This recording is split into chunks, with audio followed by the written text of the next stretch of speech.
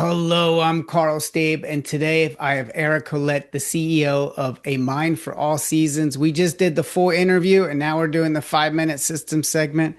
What's your 5 minute system? Thanks, Carl. So we were talking about the importance of proving contraries. And contraries are two things that are equally true and they tug against each other. And one of the first times that I really understood this was in a leadership role that once you have it, it doesn't go away. It's parenting. So I'm a father of four children. And when my oldest son, who's now an adult, was a young teenager, sometimes he would get really upset. And I remember one day where he was just mad. At least on the surface, it looked like he was just angry. And I was wanting to lean into rules and structures and all the stuff that he was supposed to be doing.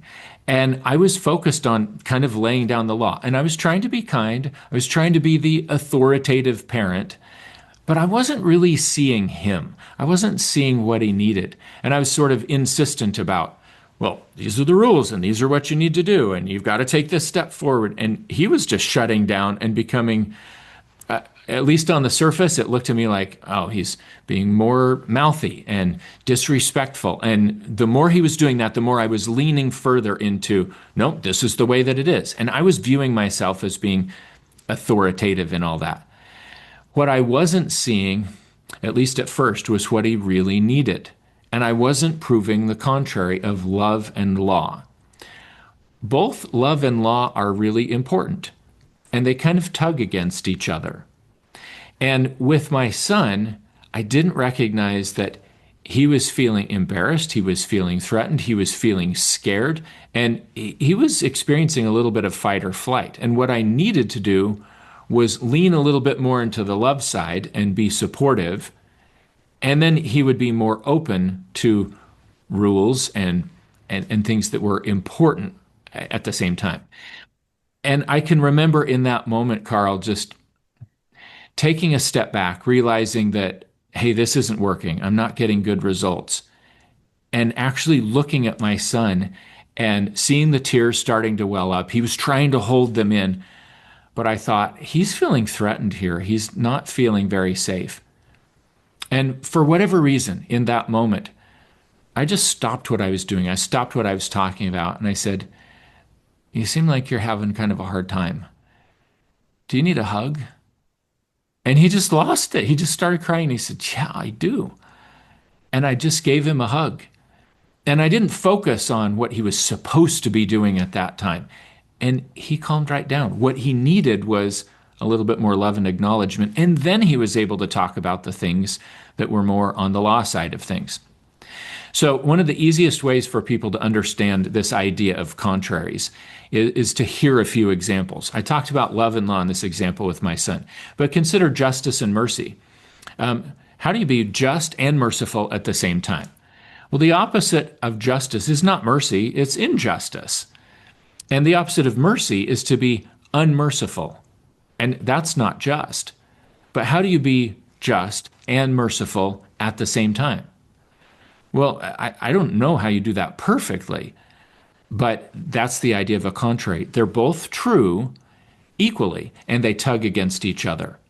And one of the problems in society is that humans rarely correct, we almost always overcorrect. And it usually comes from failing to see a contrary like this.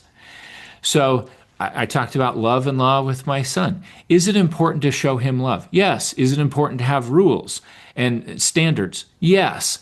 When you hear two things that seem to tug against each other, and when you ask yourself, is it this or is it that? When the answer is yes, you're dealing with the contrary. And leaders can avoid overcorrections of all sorts and things that get us into trouble when they learn to recognize, oh, I'm dealing with the contrary. Is it important to have rules and policies in an organization? Absolutely. But if that's at the exclusion of any sort of humanity, any sort of love and kindness and acceptance and space for people to mess up, well, then we're going to get into real trouble. And if we're giving too much latitude and we're focused too much on the love side and not enough on the law side, then we're imbalanced.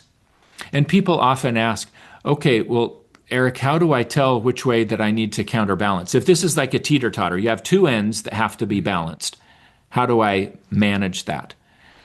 Once you understand the contrary that you're dealing with, whether it's community and individuality, or love and law, or justice and mercy, or truth and tolerance, or men and women, or whatever it is, if you can recognize where you are and you say, oh, I'm kind of leaning toward this side, then the counterbalance is to go a little bit in the other direction.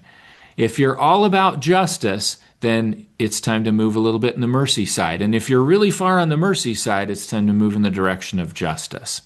So I think by learning to balance those things that tug against each other, leaders can become more centered and less likely to be knocked off kilter by whatever little situation comes their way.